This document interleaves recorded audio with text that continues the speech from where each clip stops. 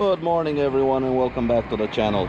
If you like the content, please consider subscribing, hitting that red button down there. It's free, it really helps me out a lot. But on to today's topic. I want to talk about a fatal flaw with the first gen Transalp. It's the flaw that basically grenaded my engine last year, and I had to park it for an entire year to take the whole motor apart and rebuild it completely. It's something very simple. It's a part that costs next to nothing, and if it fails, you can destroy your engine under the right circumstances. But before we get into it, because I'll explain everything while we're out on the road, let me just take you through the starting procedure if the bike has been sitting for, let's say, a couple of days. The starting procedure which I made for myself to make sure that I don't do this mistake again and I catch this part failing in case it does. Alright, so first part.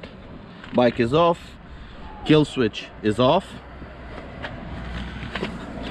petcock on the off position. Now, first thing I do, this little hose, this is a vacuum hose.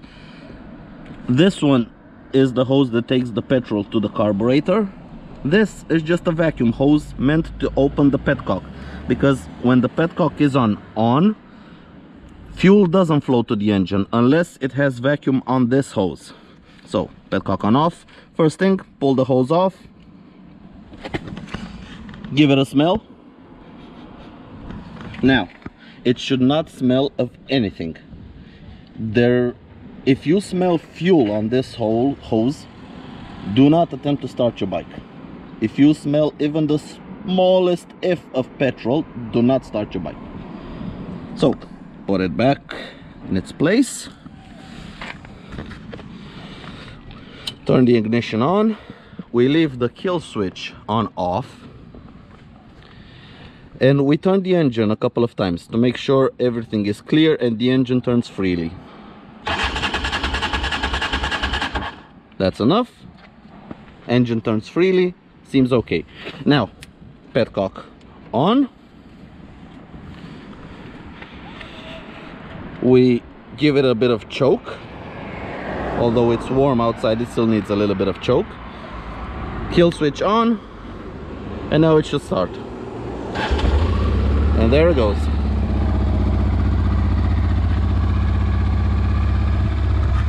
Now, the exact principle of why I do this, I'll explain it now on the road. I'll let Alp warm up a little bit, then we'll get on the road and I'll explain everything. Alrighty, Alp is warmed up. Idling without choke. Engine running smoothly.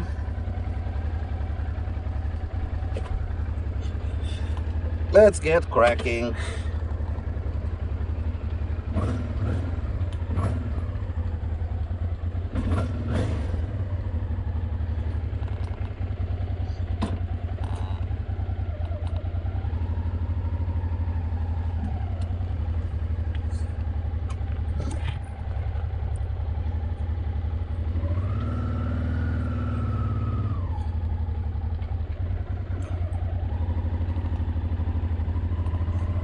Alrighty, I'm gonna close this to try and get some decent audio. So, the first thing you have to understand about the way the Transalp engine works.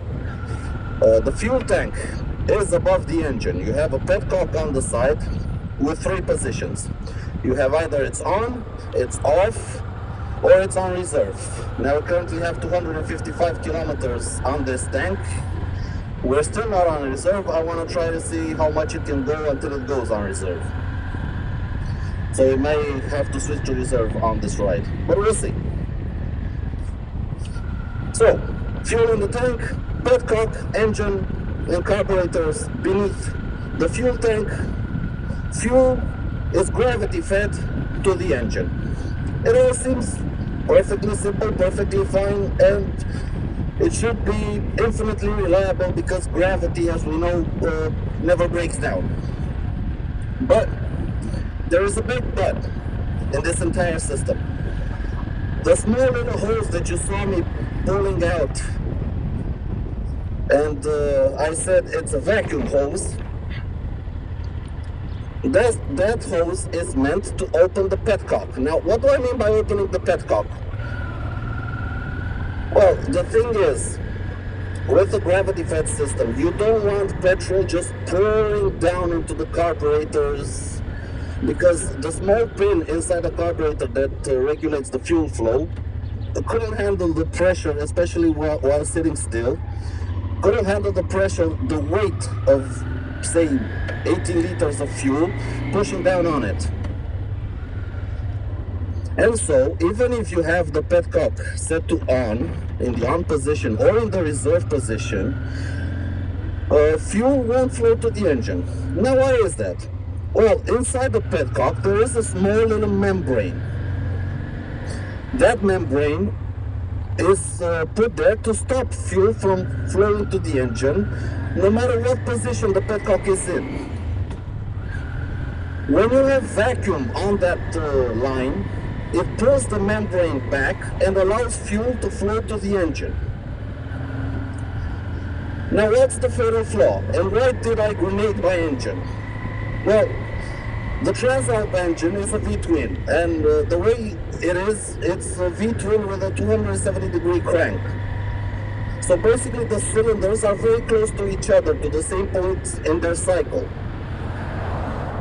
The front cylinder is a bit in front of the rear cylinder. So when you have the front cylinder going on its compression stroke, the rear cylinder is following suit, just close behind, a couple of degrees behind it. What happened when I grenaded the engine was a very simple thing. The membrane on the petcock had a hole in it. I did not know that because I didn't check it, because I had just bought the bike. Again, stupid mistake. I should have checked it. But it had a hole in it. Now, usually when the membrane goes, it means fuel is flowing to the carburetors and is flooding the carburetors. But not in my case. In my case, fuel was not flowing to the carburetors. Fuel was going down the vacuum line. If I left the bike for a long period of time with the petcock on, but the engine turned off, parked, let's say, fuel would be slowly dripping down the vacuum line into not the engine, but just the rear cylinder. Because this is what I consider the fatal flaw. It gets its vacuum not from the carburetor, but just from the rear cylinder. The front cylinder has nothing to do with the vacuum the petcock needs. So fuel was flowing down the vacuum line.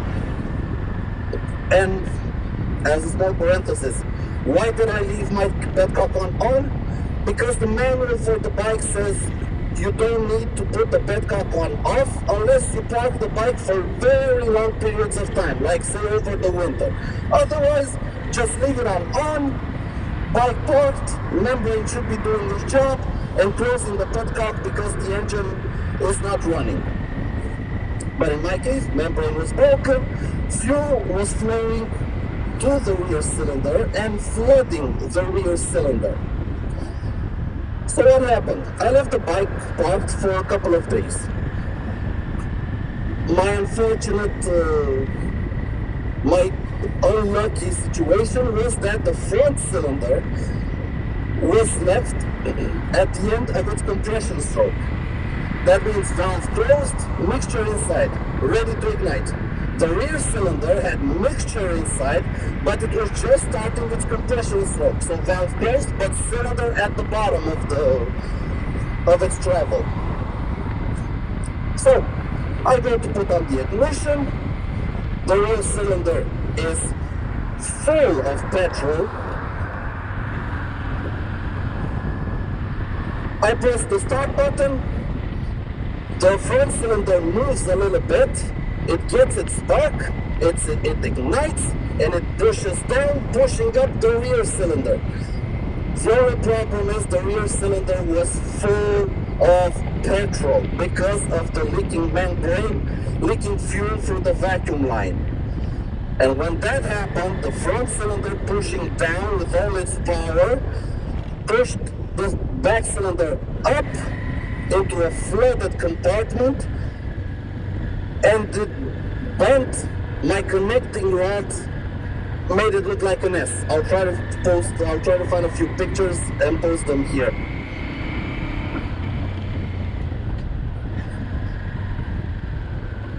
So then the engine, when I tried to start it, I heard a huge explosion. I thought I basically blew a hole in the side of the engine. I looked at it, everything was fine. It seemed fine, but the engine would not turn over anymore. I did manage to get it unseized by push starting it.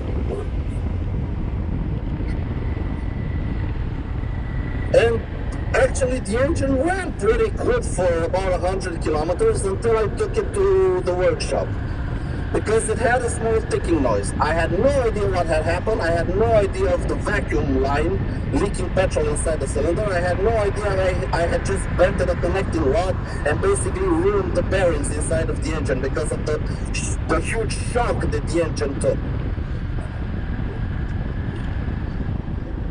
When we took it to the shop to see what was the problem, what was the ticking noise, we did a leak down test. We saw the cylinder was sealing very well. We did a compression test. The front cylinder had perfect compression.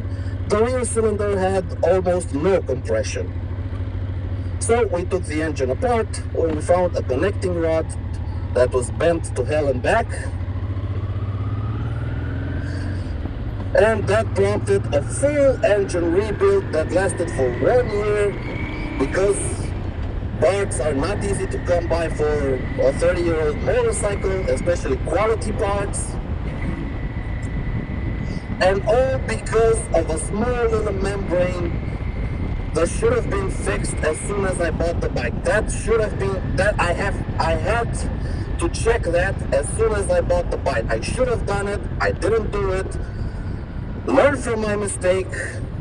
If you buy a second-hand bike that has a gravity-fed fuel system, first thing you do as soon as you get it home, check your petcock, check to see if it works absolutely perfectly as the way it's intended.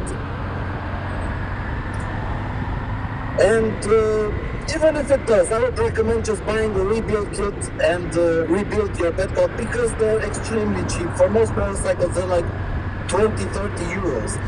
So for a small rebuild kit of 20-30 euros, I spent 100 times that rebuilding the entire engine. Now it seems to be running perfectly. The fueling issue, I removed the fuel filter because that was not standard, that was not factory. I removed the fuel filter that we put, and now it seems to be running perfectly fine, which is nice. And that's why I'm trying to get it to go on reserve, because I want to see when it runs out of fuel and I switch it to reserve, if it starts running normally, because that's what it should be doing, just to be sure everything is nice and dandy. So this is what I wanted to say, because I want other people that buy Transalps, because the engine is pretty much a bulletproof engine. I really love the engine. It's charismatic, it runs very well, it has a lot of torque, which I like a lot, because I want a bike that's relaxed, that's not revvy.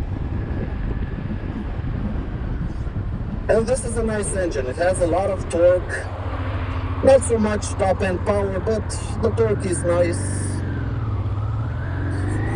You can use it when you need to, like here, get out the car's way. But for what it's worth, it has a fatal flaw. This membrane and this way the petcock works, taking vacuum only from the rear cylinder and not from the carburetor, because if it would have taken from the carburetor its vacuum, then my problem would have been flooded the carburetor and then I couldn't start the bike. If it would have taken from both cylinders, again, flooded both cylinders, couldn't start the bike. But because it only takes from the rear cylinder, you can flood your rear cylinder only. Front cylinder fires, grenades the engine, because the rear cylinder is locked up because it's full of fuel. It's basically, I hydrolocked my engine without going into water. So for Transalp owners, check your petcock regularly, and every now and then pull the vacuum hose, give it a sniff, smell it a little bit. If you smell petrol, it's a very, very bad sign. You should take it to a mechanic, or you should do it yourself. Rebuild your petcock as soon as possible. Even if you have the smallest whiff of petrol on that vacuum hose, don't postpone it, because you will destroy your engine at some point. The only thing I'm kicking myself for with all this happening is if I would have not read the manual telling me I can leave the petcock on, and I would just leave it on off until I have checked everything and see how everything is doing, and basically I would have found out about the problem, I would have not grenaded my engine, because on off, the petcock is completely off. It closes everything. It closes the vacuum hose, it closes the hose to the carburetor, everything is closed. But I didn't. I read the manual. Manual said you can leave it on. I said, well, manual is always right. I left it on. Didn't check the petcock. Grenaded my engine. Parked the bike for an entire year to get fixed.